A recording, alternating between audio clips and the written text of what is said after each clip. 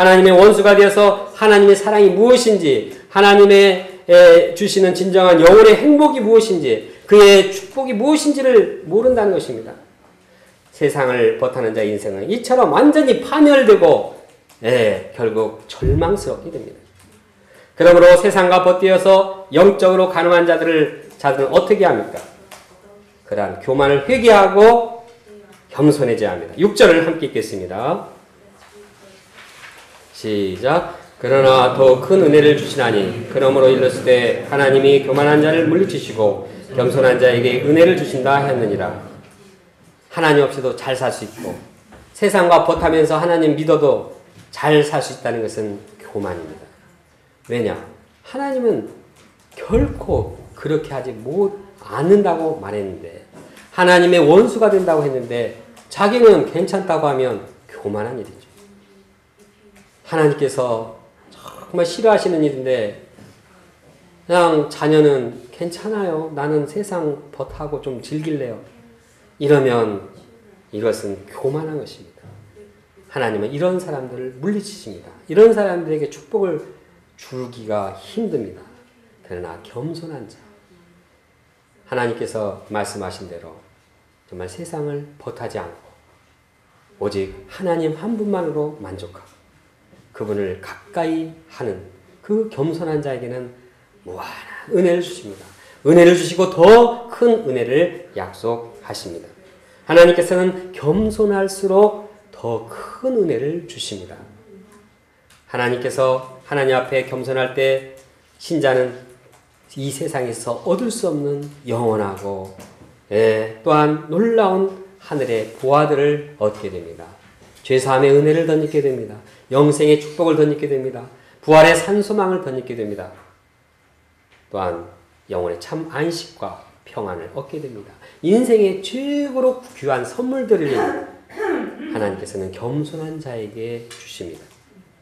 이렇게 은혜를 많이 받으니 그런 겸손한 자, 그 사람은 감사가 있고 은혜가 충만합니다. 겸손한 자는 하나님도 좋아하시지만, 하나님도 은혜를 베푸시고 그와 함께하기 원하시지만, 사람들도 겸손한 자를 얼마나 사랑하십니까?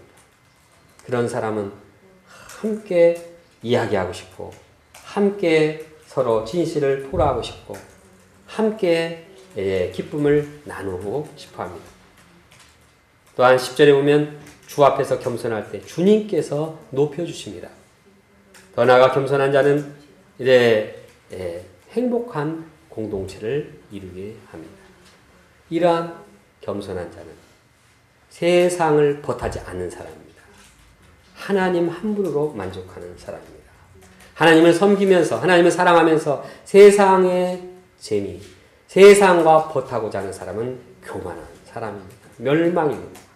그러나 하나님, 겸손히 낮춰 하나님만 의지하고 그분의 축복을 던진 사람은 하나님의 축복을 던질 뿐만 아니라 공동체를 감사와 은혜 가운데 이뤄나가는 사람이 됩니다.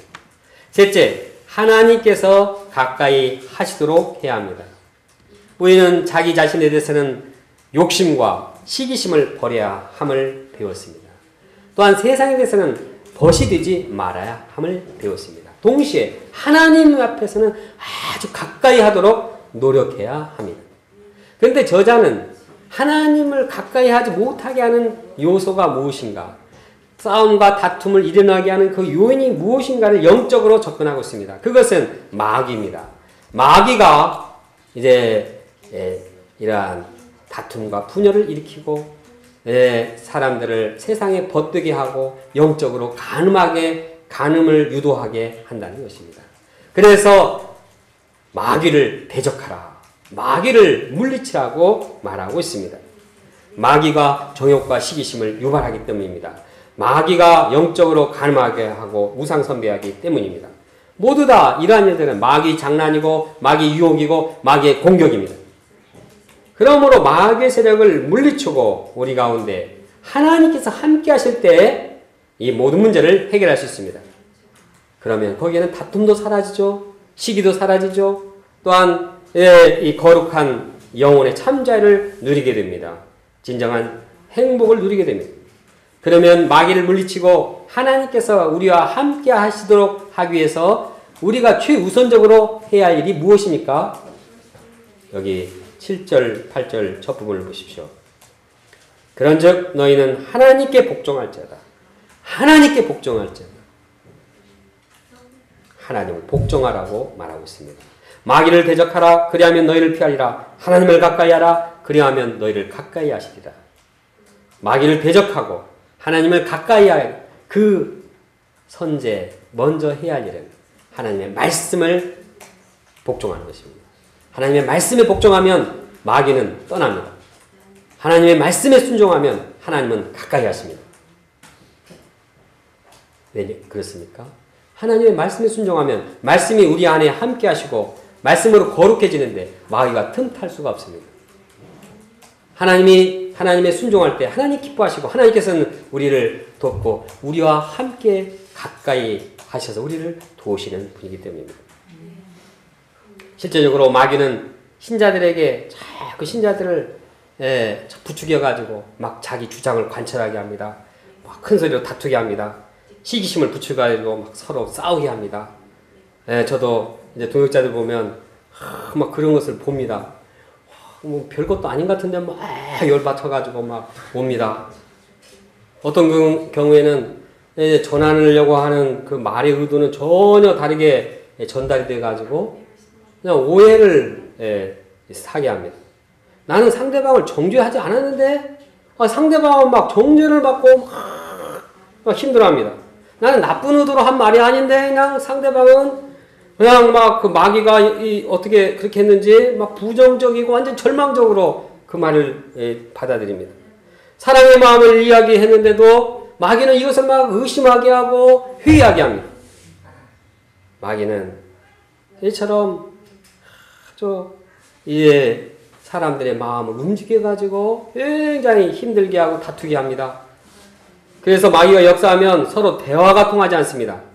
말을 하면 할수록 이게 대화가 안 통하니 정말 머리가 복잡해지고 아주 이 관계가 꼬입니다. 그러다가 안 되면 이제 스트레스 팍 받죠. 그러면 마귀는 어떻게 합니까? 스트레스 받았지. 그래 스트레스 받았으니까 이제 좀 세상 쾌락도 즐겨봐. 세상 잔재미도 좀 즐겨봐. 아이 뭐 그 스트레스 받았는데 그 정도는 해야지. 아이 뭐 열심히 이렇게 하려다가 안 되면 좀 인간적으로도 좀 풀어야지. 이렇게 하면서 이러한 세상 재미를 합리화시킵니다. 그래서 점점 세상 유혹에 빠져들게 합니다. 그렇게 되면 될수록 어떻게 됩니까? 점점 하나님과는 멀게 됩니다. 그러면서 마귀는 승리의 미소를 질 것입니다. 그래 잘하고 있다. 마귀의 공격은 참으로 교묘합니다. 이런 마귀의 유혹을 어떻게 물리칠 수가 있겠습니까? 인간적으로 얘기해서 이게 해결이 되겠습니까?